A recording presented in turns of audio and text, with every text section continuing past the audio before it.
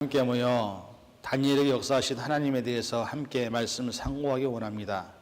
주님 이 시간 함께 해주시고 저희들이 다니엘에게 역사하셨던 그 하나님이 우리의 삶에도 역사하시는 것을 바라볼 수 있는 시간으로 삼아 주시옵소서. 모든 것 감사드리며 예수님의 이름으로 간절히 기도하옵나이다. 아멘. 오늘은 다니엘에게 역사하신 하나님이라는 제목으로 말씀을 같이 함께 나누기 원합니다.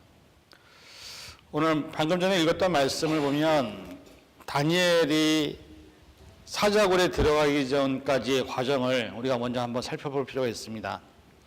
이 다니엘의 사건은 역사적인 사건입니다.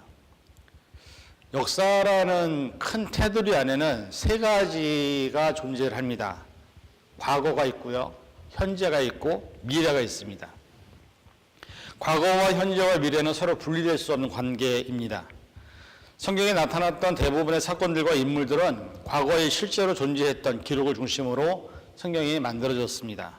그리고 그 교훈들은 지금 21세기를 살아가는 우리들에게 어떻게 하면 다니엘처럼 우리의 삶에도 하나님이 역사하시는지를 보여주는, 철저하게 하나님이 우리를 인도하신다는 것을 알려주는 신앙의 안내를 하고 있습니다. 성경에 나타나 있는 인물들과 사건들을 우리가 과거에만 두어서는 안 됩니다. 왜냐하면 창조부터 지금 21세기까지 하나님은 한 번도 쉬지 않고 우리 가운데서 역사를 통해서 일하셨습니다. 그리고 지금도 그 살아계신 하나님께서 저와 여러분의 삶을 인도하시는 분이기 때문에 우리가 이 시간 과거에 있었던 다니엘의 사건으로 옛날에 다니엘은 저랬었지라고 하면 안 된다는 거죠. 우리 안에도 하나님이 똑같이 역사를 하고 있다는 사실을 믿고 이 다니엘의 사건을 볼 때 우리가 좀 더 은혜가 되지 않을까라는 생각을 합니다. 역사 안에서 과거, 현재, 미래는 그것을 나누는 기준이 현재입니다. 그러니까 우리가 지금 현재 이 자리에 있지만 우리 전에 있었던 시간들은 다 과거고요. 우리에게 있을 앞으로의 시간들은 다 미래입니다. 과거가 있기 때문에 현재가 존재를 하는 것이고요. 현재가 있기 때문에 우리의 미래가 존재를 합니다. 여러분의 삶의 개인적인 삶에서도 과거가 있었기 때문에 지금까지 온 거고요. 지금이 있기 때문에 여러분에게도 미래가 존재하는 것은 똑같은 모습입니다. 대한민국은 역사 이래로 수많은 전쟁 그리고 여러 강대국들의 침략을 받으며 어렵게 힘들게 살아온 과거를 갖고 있습니다. 제가 어저께 좀 시간이 있어서 얼마 전에 나온 남한산성이라는 영화를 좀 집에서 봤습니다. 그 영화를 보면서 그 두 사람의 충신이 갖고 있는 생각을 계속 부딪히는데 참 마음이 아팠어요. 청나라가 우리나라를 침입하면서 그 칸이라는 큰 왕은 아닌데 장수가 있습니다. 근데 그 사람이 오기 전까지 우리가 그들과 싸우기도 하는데 너무 힘이 없는 거예요. 그래서 남한산성으로 임금이 한양을 버리고 도망간 상황에 대한 이야기입니다. 거기서 두 사람이 항상 얘기하는 게 뭐냐면, 한 사람은 우리나라의 왕이 다른 나라의 장수에게 무릎을 꿇는 것은 말이 안 된다. 그것을 계속 주장하는 거고요. 또 한 사람은 우리나라의 왕이 다른 나라의 장수에게 무릎을 꿇어서라도 우리나라 백성들이 살아갈 수 있게끔 지켜야 된다는 얘기입니다. 두 사람의 얘기가 다 틀린 것이 아니고 다 맞는 얘기입니다. 왕은 한 나라의 왕이기 때문에 다른 나라 장수 앞에 무릎을 꿇는다는 것은 치욕적이고 아주 정말로 할 수 없는 그런 일인데, 그 영화에서 보면은 결국은 왕이 공격을 당하니까는 어떻게 할 수가 없어서 그 장수 앞에 가서 3번 머리를 조아리고 9번을 인사를 하면서 내가 당신의 종이다라고 인정을 하고 결국 우리나라에 있는 백성들이 죽음을 더 이상 면치 않게 하는 그런 왕의 역사, 그걸 보면서 그걸 바라보는 신하들은 그 왕의 모습을 보면서 눈물을 흘리는 모습을 본 적이 있습니다. 그런 것처럼 우리나라는 어떻게 보면 수없이 많은 시간 동안에 많은 외세의 침략으로 인해서, 특히 1940년대는 일제가 36년 동안 일제의 지배를 받다가 광복이 되었고요. 또 얼마 되지 않아서 6.25 전쟁을 통해서 나라가 반으로 갈라지는 그런 어떻게 보면 고통스러운 시간과 환경을 가진 나라가 바로 우리나라 대한민국입니다. 그렇게 힘들고 어려운 시절 동안 우리는 뭘 했냐? 그것이 끝나고 난 다음에 삶에 대한 희망과 소망을 포기하지 않았습니다. 그 안에서도 미래를 꿈꾸며 희망을 꿈꾸며 힘들고 어렵지만 경제 대국으로, 그다음에 선교 강국으로, 그다음에 세계에서 단기간에 가장 빠른 성장과 회복을 이룬 나라가 지금 현재 대한민국입니다. 예전에는 개천에서 용났다라는 말을 참 많이 썼습니다. 어려운 상황 속에서 힘들고 어려운 상황들을 이겨내고 결국은 자기가 원하는 꿈을 이뤘던 사람들이 많이 있었지만, 언제부턴가 한국에서는 흙수저, 금수저라는 단어가 등장을 하면서 사람이 태어나는 배경이 그 사람의 삶을 결정한다는 그런 풍조가 만연하고 있는 상황입니다. 그런데 여러분에게 한번 묻고 싶습니다. 정말 사람이 태어날 때 가난한 부모 밑에서 태어나고 아무것도 가진 것이 없는 상황에서 태어나면 그 사람의 인생은 더 이상 살 가치가 없는 것입니까? 요즘에 한국에 있는 많은 젊은 사람들이 많은 것을 포기하고 있습니다. 그래서 얼마 전에 나온 얘기가 3포 세대라고 얘기했습니다. 3포.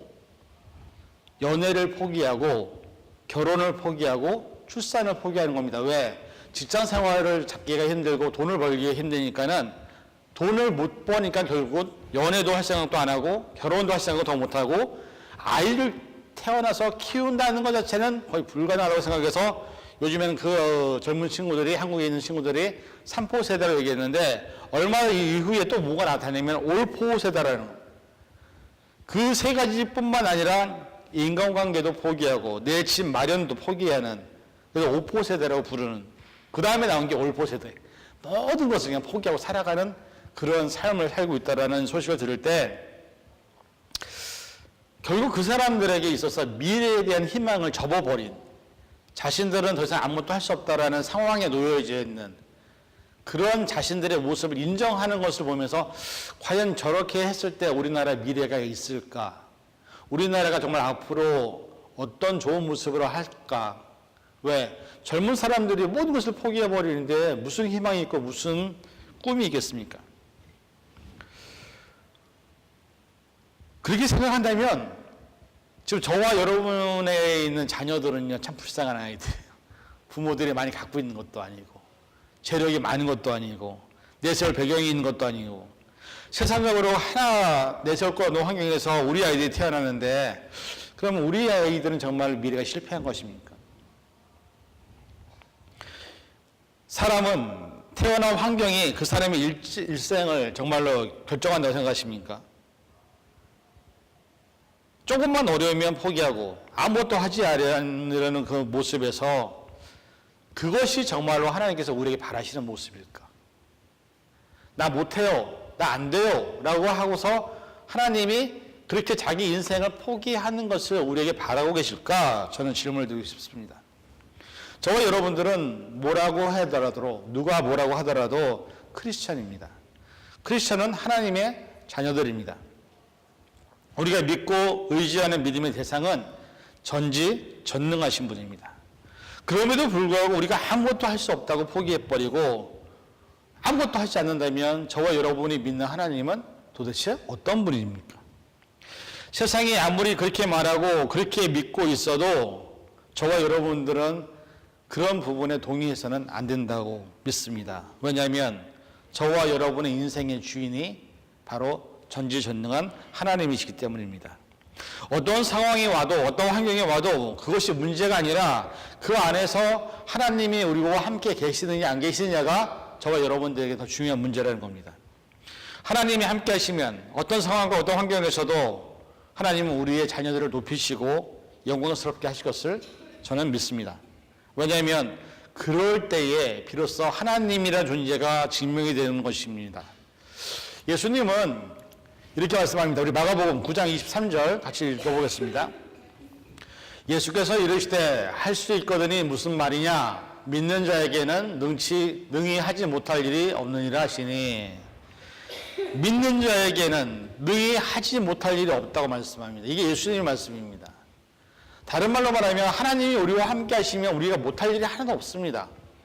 우리의 미래도 우리의 꿈도 우리의 상황도 환경도 하나님이 하신다는 것을 믿으면 그 안에서 하나님이 다 이루신다고 얘기하고 있는데, 그 속에서 옳고 모든 것을 포기한다라는 것은 하나님의 뜻과는 전혀 다른 개념으로 나아가고 있다는 것입니다. 자, 오늘 다니엘의 역사하신 하나님의 모습은 이런 시대에 우리에게 큰 도전을 줍니다. 오늘 이 시간에 말씀을 통해서 다니엘을 통해 저와 여러분들을 좀 돌아보는 시간을 갖기를 원합니다. 잘 아다시피 다니엘은 바벨론이라는 나라에 잡혀간 포로입니다. 포로는 강대국의 결정에 따라서 어떻게 될지 모르는 바람에 흔들리는 갈대와 같은 존재입니다. 그런데 포로로 잡혀간 다니엘은 이스라엘에서 늘 하던 습관을 따라 이스라엘을 향해서 창문을 열고 하루에 3번씩 하나님께 기도를 하던 사람이었습니다. 포로로 잡혀와서 아무런 존재감도 없이 그저 그냥 강대국에서 시키는 포로답게 살면 안전할 텐데, 다행인 것은 다니엘이 다리오 왕의 신임을 받는 포로였습니다. 왕의 사랑을 독차지하며 싶었던 바벨론의 신하들의 입장에서는 다니엘은 미웃, 오리털, 오리새끼 같은, 그래서 눈에 가시와 같은 존재이기 때문에 다니엘을 죽이기 위해서 음모를 꾸밉니다. 왕을 부추겨서 왕이여, 왕의 금신상을 만드십시오. 그리고 매일마다 사람들이 왕의 금신상 앞에 나와서 절을 하는 것을 법으로 지정을 하면, 그러나 그것을 만약에 하지 않는 사람이 있다면 그 사람은 굶주린 사자굴에 넣으십시오. 그러면 왕의 위험이 높아질 것입니다 라고 얘기했습니다. 결국 그 왕이 그렇게 함으로 해서 다니엘은 사람들이 만들어 놓은 음모에 빠집니다. 왕은 스스로 내린 명령이기 때문에 왕이 아무리 좋아하는, 믿고 의지하는 다니엘이라 할지라도 자신의 세운 법을 어기는 다니엘을 살릴 수 있는 길이 없었습니다. 결국 왕은 다니엘을 굶주린 사자굴에 던져 넣게 됩니다. 하지만 본문을 보면 다니엘을 이 다리오 왕이 얼마나 사랑했는지에 대한 것이 구절을 통해서 나옵니다. 다니엘서 6장 18절부터 20절까지 전반절까지만 같이 한번 읽어보겠습니다. 시작. 왕이 궁에 들어가서는 밤이 새도록 금식하고 그 앞에 오락을 그치고 잠자기를 마다하니라. 이튿날에 왕이 새벽에 일어나 급히 사자굴로 가서 다니엘이 든 굴에 가까이 이르러서 슬피 소리질러 다니엘에게 묻되, 이렇게 나와 있습니다. 다니엘은 포로입니다. 그냥 한 사람의 목숨값도 안 되는 포로입니다. 근데 왕의 신과 사랑을 받았던 사람이기 때문에, 근데 저는 저 모습 보면서 다니엘이 저렇게 왕의 신임을 받기까지 얼마나 노력했으며 얼마나 최선을 다했는가라는 것을 생각해 봅니다.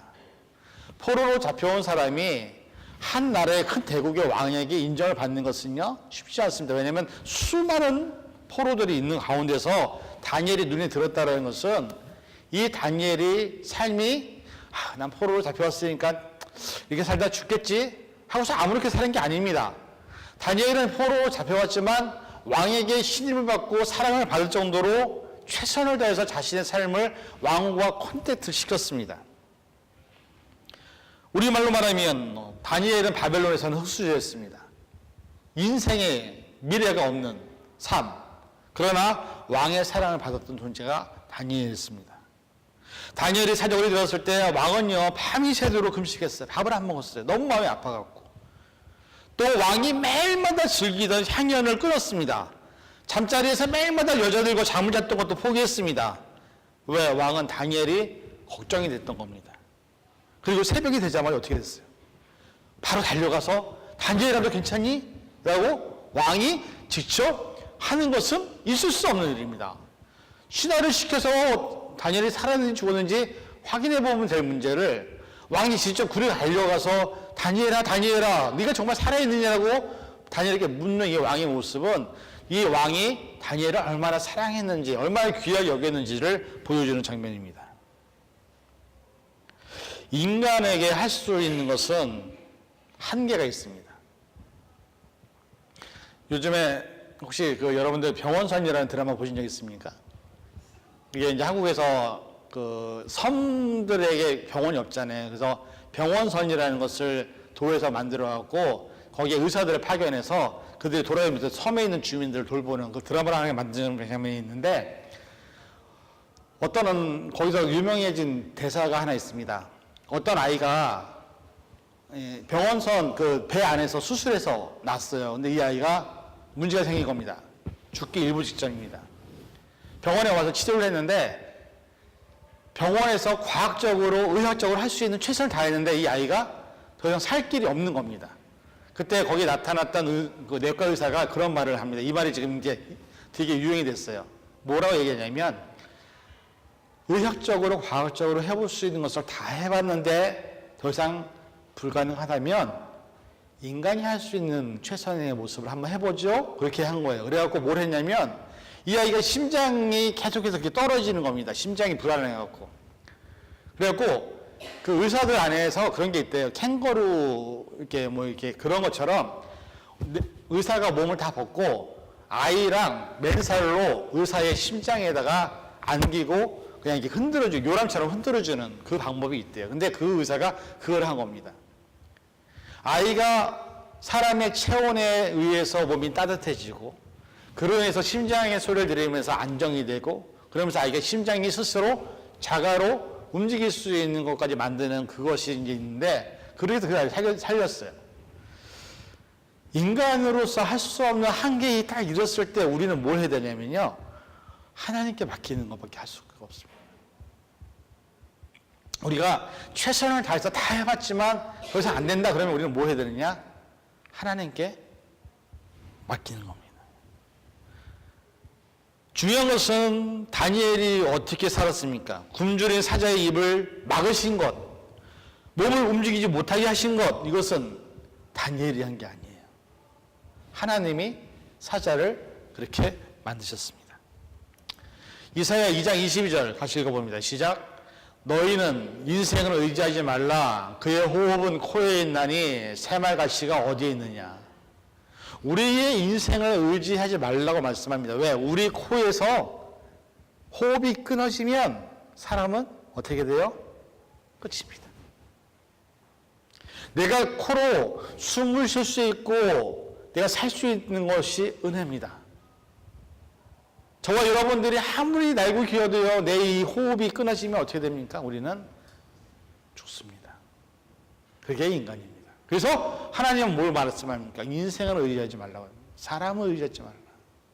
나를 도와주는 사람도, 나를 함께 해주는 사람도 그 사람의 인생은 한계가 있고 제한이 있다는 겁니다. 만약에 다니엘이 사람을 의지하는 사람을 살았다면 하나님께 기도도 하지 않았을 것이고요. 사자굴에 들어가서 사자에게 분명히 잡혔을 것입니다. 그러나 중요한 것은 다니엘은 사자굴에 들어가기 전까지도 다니엘은 하나님만 의지하고 하나님께 할 수 있는 최선의 모습이 뭐였냐면 자기가 정해놓은 시간에 맞게끔 3번 하나님께 기도하는 것 말고는 할 것이 없었습니다. 자기가 할 수 있는 최선의 노력을 다 한 후에 자신의 삶의 모든 것들을 하나님께 맡겼을 때 하나님은 다니엘을 굶주린 사자로부터 구해주시는 역사를 우리는 보게 됩니다. 우리가 너무나 잘 아는 사실, 그러나 잊고 있는 것이 있습니다. 여러분, 인생을 살면서 사람이나 인생을 의지해 보신 분들이 많이 계실 겁니다. 그러나 실망뿐입니다. 어떤 문제나 어려움이 생기면 우리는 실망뿐인 것을 알면서도 또 문제가 생길 때 사람을 의지하거나 또 사상을 의지합니다. 오늘 저와 여러분의 삶에 다니엘과 같은 이런 극적인 사건이 이 미국 땅에서 일어나지 않겠지만 나름대로 여러분의 삶에도 저의 삶에도 많은 문제와 어려움이 있는 것은 부인할 수 없는 사실입니다. 그러나 우리 자신에게 정직하게 한번 물어보시기 바랍니다. 지금 사람이나 환경을 의지하면서 내게 주어진 문제와 어려움을 이기려고 노력하고 있는지 아닌지를 우리가 알아야 합니다. 시편 53편 2절에 있는 말씀 같이 한번 읽어보겠습니다. 하나님이 하늘에서 인생을 굽어 살피사 지각 있는 자와 하나님을 찾는 자가 있는가 보려 하신즉, 하나님은 하늘에서 가만히 계시는 분이 아니라 시편의 말씀을 보면 우리의 인생을 굽어 살피시는데 두 사람을 찾습니다. 하나는 지각이 있는 사람, 하나는 하나님을 찾는 자, 이 두 사람을 찾는다고 말씀합니다. 지각이 있는 사람은 뭘 말하는 거냐면 하나님의 말씀이 진리라는 것을 믿고 세상에서 살지만 비록 그러나 하나님의 말씀대로 순종하기 위해서 힘들고 어렵지만 말씀을 따라 살려고 노력하는 사람들이 지각이 있는 사람입니다. 저와 여러분들은 세상에 살고 있습니다. 하나님이 안 보이는 이 세상에 살고 있지만 우리가 지각이 있는 사람이라면 우리는 뭘 해야 되느냐? 하나님의 뜻에 순종하기 위해서 노력하고 하나님이 우리에게 바라시는 것을 위해서 그것을 우리의 삶에서 실천하기 위해서 노력하는 것, 그것이 지각이 있는 자들이고 하나님은 그런 인생을 굽어 살피신다고 말씀합니다. 다니엘이 그랬습니다. 금시상에게 절하라고 했지만 다니엘은 그것을 하지 않았습니다. 어떤 결과가 올지 알았지만 하나님을 향해서 문을 열고 하루에 3번씩 기도를 했던 다니엘은 하나님을 먼저 선택하고 하나님의 뜻대로 사는 사람이었기 때문에 하나님이 그를 지키신 것입니다. 두 번째는 하나님을 찾는 자는 좀 더 적극적인 삶의 방향과 모습을 보여주는 사람들. 말로만 하나님 사랑한다고 하는 것도 아니고 행동이나 삶을 하지 않는 것이 아니라 말과 행동이 일치된 삶을 살아서 죽음이 온다 할지라도 하나님께 순종할 수 있는 용기가 있는 사람들을 하나님이 찾는 자라고 얘기합니다. 다니엘은 지각이 있는 자로서 또 하나님을 찾는 사람이었기 때문에 그 인생을 굽어 살피사 사자굴에 들어갔어도 하나님이 사자의 입도 막으시고, 입만 막으면 뭐합니까? 사자가 발톱으로 사람을 핥히면요 사람 여기 다 찢어집니다. 근데 사자를 못 움직이게 하셨던 것이 하나님이십니다. 다니엘이 사자굴에 비록 들어갔지만 그때까지 다니엘이 한 것은 딱 하나였습니다. 오직 하나님을 향해서 눈을 들고 하나님께 자신의 삶을 모든 것을 바치고 기도했던 모습, 그것이 하나님이 사자를 꼼짝 못하게 하는 역사를 만드신 것입니다. 이 말씀을 우리에게 적용시키면 어떤 문제가 나타나느냐? 저와 여러분의 삶에 왜 하나님의 역사와 권능이 나타나지 않느냐? 그것은 저와 여러분이 온전히 하나님만 안 바라보고 있기 때문에, 온전히 하나님께만 기도하지 않기 때문에 하나님의 역사와 능력이 우리의 삶에서 나타나지 않는 겁니다. 여러분, 한번 따라해 보시기 바랍니다. 하나님만이 나의 도움이십니다. 하나님만이 나의 힘이십니다. 이 사실 믿으십니까? 하나님만이 나의 힘이시고 하나님만이 나의 도움이십니다. 다니엘은 이 고백이 있었습니다. 그래서 이것을 말로만 끝낸 게 아니라 다니엘은 삶으로 그것을 증명했다라는 거예요. 시편 27편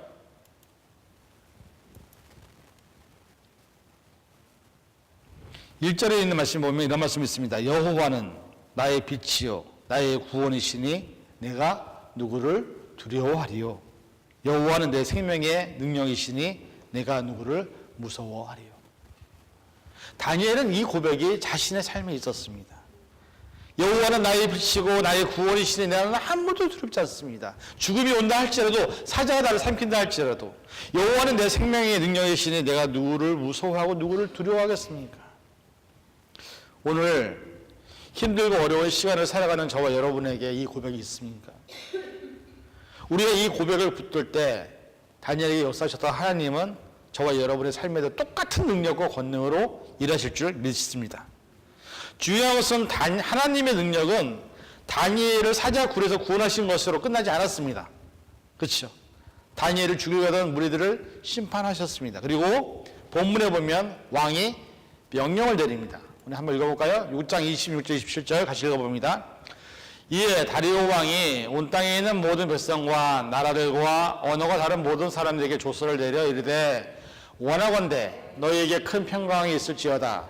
내가 이제 조서를 내리노라. 내 나라 관할 아래에 있는 사람들은 다 다니엘의 하나님 앞에서 떨며 두려워할지니 그는 살아계시는 하나님이시요 영원히 변하지 아니시리시며 그의 나라는 멸망하지 아니할 것이요 그의 권세는 무궁할 것이며 그는 구원도 하시며 건져내기도 하시며 하늘에서든지 땅에서든지 이적과 기사를 행하시는 이로써 다니엘을 구원하여 사자의 입에서 벗어나게 하셨음이라 하였더라. 다니엘은 왕을 전도한 게 아니에요. 그렇죠? 바벨론 사람을 향해서 바울과 같이 거리에 나가서 막 복음을 전도한 게 아니에요. 그렇다고 모세처럼 하나님의 큰 기적과 능력을 사람들에게 보여준 것도 아니에요. 다니엘이 한 일은 자신에게 주어진 포로라는 상황에서 최선의 모습으로 살았고 왕에게 인정을 받은 한 개인입니다. 그러나 다니엘의 신앙의 결과는 하나님을 전혀 알지 못하는 바벨론이라는 나라에, 이방 나라에 하나님의 이름을 널리 알리는 놀라운 일을 합니다. 한 사람의 사자의 입에서 구원받은 사건 하나는 왕이 조서를 내려 모든 나라에 하나님에 대해서 알게 하고 이방 신들을 섬기는 나라에서 하나님을 두려워하는 것을 만들었습니다. 우리는 신앙생활하면서 내가 뭔가 큰 일을 하고 많은 일을 해야만 하나님이 기뻐할 수 있다는 착각을 많이 합니다. 그러나 다니엘은 오늘 우리에게 뭘 보여주냐면 우리가 처한 상황과 환경 안에서 온전하게 하나님만 바라보라는 겁니다. 그리고 하나님만 의지하고 하나님께 늘 하던 기도의 모습을 유지만 하여도 하나님이 이렇게 놀라운 일들을 만드신다는 것입니다. 여러분과 제 안에 놓여져 있는 상황들과 어려움 속에서 우리가 해야 될 일은 다른 게 아닙니다. 하나님 바라보시고 하나님께 기도하시고 우리가 만들어 놓은 예배 안에서 최선을 다하면 다니엘에게 역사하셨던 그 하나님은 여러분의 삶을 통해서도 똑같이 역사하실 줄 믿습니다. 그런 믿음의 모습이 다니엘에게 역사하셨던 그 하나님이 저와 여러분의 삶에도 똑같이 나타나시기를 주님의 이름으로 간절히 축원을 드립니다. 기도하겠습니다. 사랑하는 충만하신 아버지 하나님 감사합니다. 다니엘이 포로로 잡혀갔지만 기도하는 일에 또 하나님 찾는 일에 최선을 다했을 때 다니엘의 삶은 하나님께서 책임지시고 인도하셨습니다. 그리고 그 일을 통해서 많은 역사를 하나님을 나타내셨습니다. 오늘 이 시간 우리에게 주어진 삶의 환경과 상황 속에서 힘들고 어렵지만 우리도 다니엘과 같이 하나님 앞에 기도하며 하나님 앞에 예배하는 자들로 서기 원합니다. 그래서 우리의 삶에 나타난 하나님의 영광을 바라보는 시간들로 삼아 주시옵소서. 모든 것 감사드리며 예수님의 이름으로 간절히 기도하옵나이다. 아멘.